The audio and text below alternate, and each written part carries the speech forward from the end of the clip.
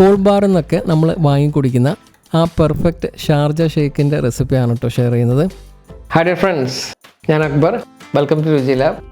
കടയിൽ നിന്നൊക്കെ കിട്ടുന്ന അതേ ടേസ്റ്റിൽ വളരെ കുറഞ്ഞ ഇൻഗ്രീഡിയൻസ് വെച്ചിട്ട് വളരെ എളുപ്പത്തിൽ നമുക്ക് വീട്ടിൽ തയ്യാറാക്കാൻ പറ്റും.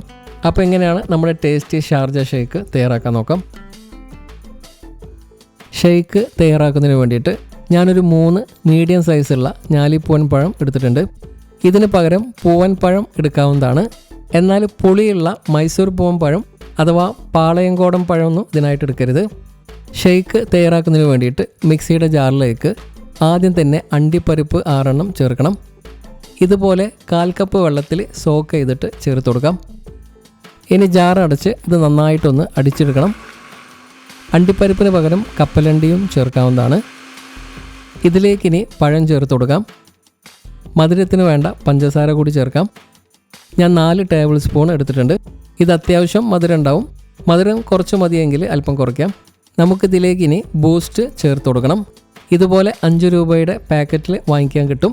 ഞാനിതിലേക്ക് 1.5 ടേബിൾ സ്പൂൺ അളവിൽ ബൂസ്റ്റ് ചേർക്കുന്നുണ്ട്. അതിലും കൂടുതൽ ചേർക്കരുത്.